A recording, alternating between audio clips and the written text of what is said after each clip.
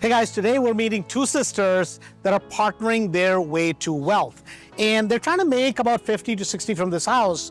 And our goal is to help them get at least 90 to 100,000 on this property. So this is Ana and Jovanna. And what do you guys do outside of flipping properties? What's your real jobs? Well, I'm a real estate agent. I've been in real estate for 8 years. And I work in HR for 19 years. Got it. So how did this idea from being a real estate agent and being in HR, now you're like, oh my God, I'm going to jump into investing. Where did that idea come from? Well, I help a lot of investors and, sometimes I'll send them like cheap listings. They pick them up, flip them, and then I sell it on the list side.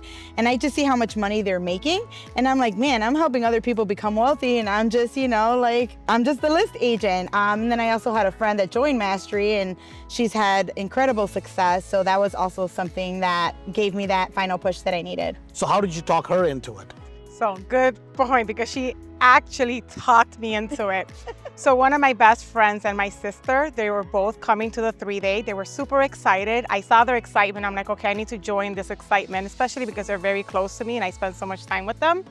But in addition to that, I've always had like this love for flipping and real estate. I know you don't like HGTV, but I watch a lot of HGTV and I'm like, I can do that. I actually did that with my own home.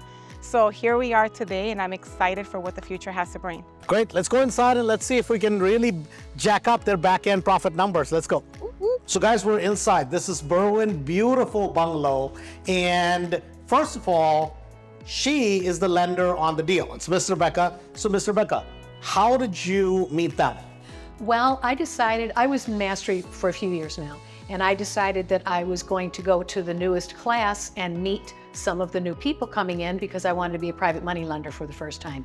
And so I met these two girls and we kind of hit it off and started going out to lunch together, and they brought me this deal, and so I decided that I would be their funder for this. So how much did you fund on this property? $300,000, which includes 100% of the purchase and the rehab. As well as the rehab. Okay. Yes. So for you guys, what did you purchase the property for? We purchased it for $236,000. $236,000. And then what is the rehab budget when you kind of started?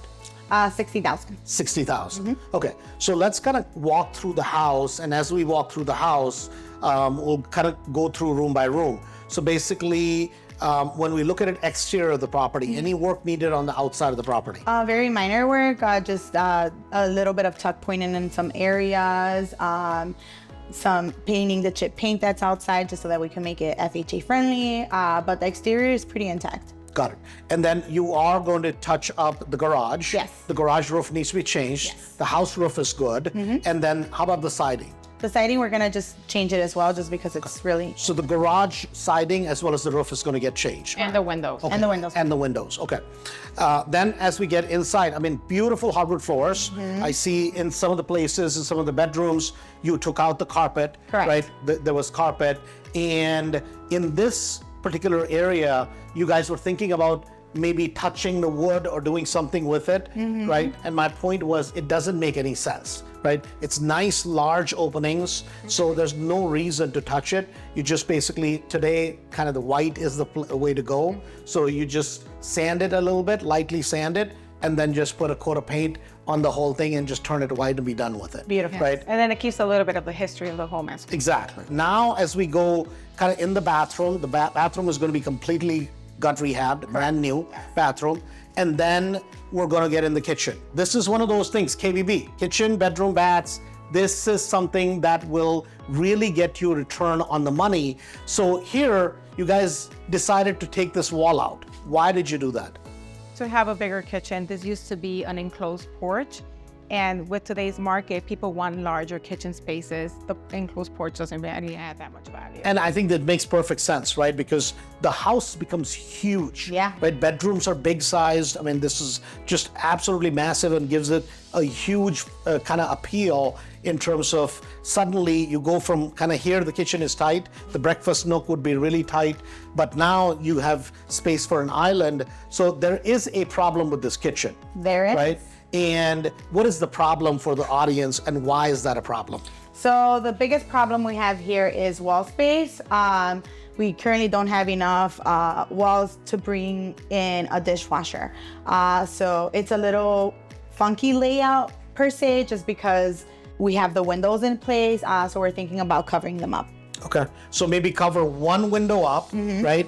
And you're going to check the price on that, Right. How much it would be to do tuck pointing, which is putting brick up, and that's called tuck pointing. For some people may not know that about construction. So you put an L-shaped kitchen there, and then you have enough room to put like two 24 inches and do a waterfall quartz, right? It'll make it nice and modern. And what I was suggesting was right where Miss Rebecca is standing, you could probably do some thinner cabinets, which are generally the uppers, right? You could do the uppers here and put a second set, because now you get that counter space, you get this counter space, and you get a lot of counter space. So when somebody walks in here, is if you do the regular cabinets, they'll stick out this far. Right? But if you do the less deep ones, so people can put their pots and pans, dishes, whatever, here and here, you give them that. So when they walk through here, they're generally gonna all stand here and kind of look at the kitchen. They're like, oh my God, it has a lot of cabinets. And when you take a picture, they're gonna take a picture from here, right? So it'll look larger than life. And perception is reality. So here, the maybe $1,000, $1,500 extra you spend, 100% you'll get return on the money. So that would be something that you should, and this is something for everybody watching, that you should get this drawn, because this is a little quirky, right? A kitchen. So you go to like Home Depot will draw it for you, or anybody from Mastery, like I know you're gonna go to a mall, right? Have them take the measurements, take the measurement as to where your current window is, right? And then how all the appliances would fit and where they should go. And they'll do a CAD drawing for you so you can visualize in 3D as to how it'll look. But it should give you a great appeal. Before you start doing tearing anything or doing anything, do it now, because then you know whether you need to enclose that window in. So now we're going to go upstairs and talk about a master suite with a bathroom and why it makes more sense to finish the attic rather than finishing the basement. So let's go up. Okay, so we're in the attic, and the question becomes is, how do we really raise the back end value on a property like this? You could do two things.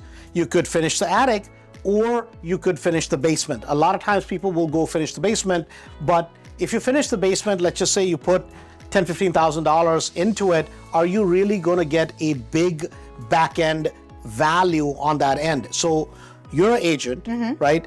If this goes from a 3-bedroom, 1-bath, which is what the house is right now, massive house, one of the biggest floor plans here in Berwyn. Now it goes and becomes a 4-bedroom, 2 full bath, right, with the attic finished, and you have a big bathroom here. What would be the change in back end value? So 3.1, what's the back end value? 380 to 390. 380 to 390, and then when you're going to sell this in springtime, right? What would be the value if it's a proper 4.2? It definitely increases. We'll be around 440 to 450. Okay, so 440 to 450.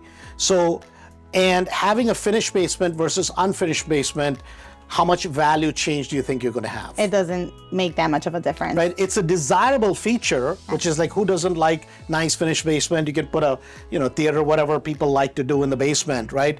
But the value is really when you put money up here and not necessarily in the basement. So the idea here is to finish that space over there, make that a huge bedroom. I mean, it becomes a massive bedroom. And since this is almost like an A-frame, you make all the sides, that becomes all your storage. And then right where your right where the your vent lines are, and that's where the plumbing stack is right there. So your bathroom is kind of gonna go in this space here. And you have a door which you enter through here. So your door is here, and then you have the bedroom there, and you have a bathroom right there. So it becomes a massive, massive value add. Now the question is this, right? We always say this, like whenever you do the KBB, kitchen, bedroom, bath, that it's how much extra. Number one, did you have this in your budget? The finishing, not the bathroom, but finishing it. Yes. Yeah. Okay, so that's already in your budget. Correct. So for the additional bathroom, how much do you think it's gonna be? Probably like another 8. 8 to 12, right? Depending on how much. The bathroom itself doesn't cost that much. It's right? just the plumbing. But it's just the plumbing and the changes you're going to have to do. They may have to eliminate the bathroom that's currently there in the basement. But if you can put that here, and they can't have more than 2 bathrooms because of the diameter of the water line that's coming in, right? And so my point to them was, if you can eliminate the basement bathrooms and put it up here, now suddenly you have a massive number back end that for additional 12,000, you get almost 40 to 50,000 in value. Yes. Right? So now let's go and look at the only thing that's left is the furnace, and we'll look at the electrical system all the way in the basement. Okay, so we're in the basement, so a couple things to point out. One is this electrical panel is actually really good. And the way we know that is if all of these circuits were taken, if there are no blanks left, then we know you have to put a upgraded panel so they don't have to do that. So that saves them a bunch of money. Besides that, all of the pipe, most of the pipe in the house is in conduit. So basically these pipes are called conduits. So that's something that with these older homes, a lot of these don't have any conduit. They actually have cloth wiring from literally 1920s and 1930s, which is a big pain to change that, and it can be very expensive. So they're going to save money there. The only place they're going to have to change things is this. This is called a whip, basically. And this cannot be any more than, I think, 3 feet or 6 feet, depending on which town you're in. So some places where you have longer whips, that's the only place you're going to have to eliminate that. And that's the only extra electrical you're going to have to do, except the fixtures you're adding upstairs. So that's a big plus. Now let's look at kind of the furnace, because that can be an expensive item also. So when we're looking at the furnace, it's kind of in the middle of the house, and a simple way to tell if we have a new furnace, older furnace, is you're going to look at the furnace, and if you have these 2 plastic pipes, PVC pipes sticking out, we immediately know this is a newer style furnace, because this is a higher efficiency, 92% efficiency furnace. So this is probably within the last 8 to 10 years generally. And most furnaces are going to have a tag here, or they're going to have a tag right inside. So whenever you're looking at any properties, you should take a picture of that, and you can look up that particular model. So let's just say this is whatever King or Lennox, whatever the furnace is, you can look it up on Google and see when that was manufactured. So I bet you this is a 8 to 10 year old furnace. If not, it may be even newer. So that's another huge expense that they're going to end up saving. Having said that, let's go upstairs and we'll look at the numbers. Okay, so we went through the whole property, and the main things they're going to do in the property are, number one, the village requirements, the city requirements. You're going to have to do that. And then what are the things that are going to bring a return in terms of money? And the biggest thing was kitchens, bedrooms, and baths. And in the basement, we said they're going to eliminate the bathroom that exists over there, because it's necessarily not adding value, especially if you can put a bathroom upstairs. And they're going to do just basic spray the entire ceiling, kind of a dark brown or black, matte black color. Don't do shiny black, matte black color. No shiny black. Yeah. So, and you don't have to buy colored paint. What you do is just go to Home Depot, buy a good quality primer, and have them tint it. It's free, right? It's totally free for you to do it. Just say, hey, can you just tint it charcoal black or one of those types of colors? And that's all you need. You don't need anything fancy, and just spray the whole thing. Even if you spray half the basement that way, perfectly fine. Hides everything, even cobwebs and stuff. It literally, you can spray over, and it just makes it look really, really flat and nice. As we come upstairs, let's kind of recap the numbers. Okay. Because when we came in, the profit numbers you guys were looking at was about 50 to 60. Correct. Right? So buy price was 236. 236. Rehab 60,000. was 60,000. And maybe 72 now. Right, maybe 70, adding the extra bathroom upstairs, completely finishing the upstairs. So without adding the bathroom upstairs as a 4-1, what is the value you were saying on the property? 380 to 390. 380 to 390. So basically, your all-in cost, including closing, commissions, carrying cost of money, 55 to 60 in profit. Right. Right? But by adding the bathroom, suddenly your back end number now goes from 380, 390 to almost 440, right? And 440 based on the comps is a good solid number here, right? So you're spending maybe 10, 12,000 more to get an additional 40 to 50,000 on the back end, right? Is that something you guys are willing to do? Absolutely. Okay, got it. So, and I think even from a lender's perspective, right, the lender's like, oh my God, they're making the property even nicer, and the values are supported, right, in the area. So now you're going from a 60 in profit to almost 90 to 100,000 in profit, because that's what kind of we had talked about. It's a perfect example, and the two of you guys are We're sisters. your sisters, right? So this is kind of exciting. So as we wrap this up, why did you guys decide to come to Mastery? Because you're already an agent. Yes. You have a full-time corporate job. Correct. Why did you decide to come to Mastery?